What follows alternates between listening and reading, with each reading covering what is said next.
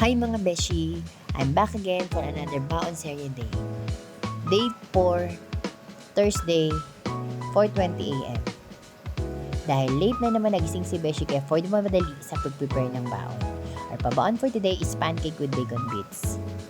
First, niready ko muna ang aking pancake mix, bacon, 2 eggs, and milk. Then, pinagsama-sama ko din, mekos-mekos lang. Nilagyan ko ng milk para mas masarap. And after nyan, set aside, fry na natin yung bacon hanggang maging crispy. After nyan, start na ako. Simple lang naman to, beshi. First, pagkainit ng pan, maglagay ka ng butter or oil. Depende kung anong meron sa bahay nyo.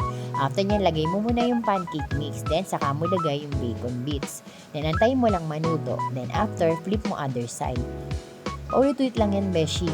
Yakang-yaka mo yan. Kaya, hanggang matapos mo yung magawa mong mixture, paulit-ulit lang. O, diba, simple lang. Kahit kayo, yakang-yaka nyo to.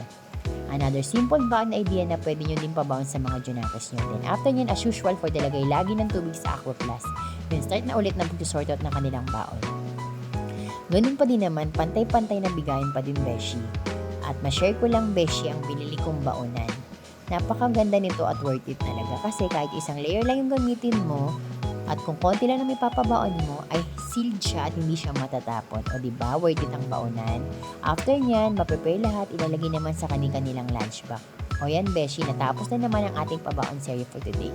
Kung may another baon idea ulit bukas at nakarating na naman ikaw dito, thank you for watching. See you on my next one. Bye!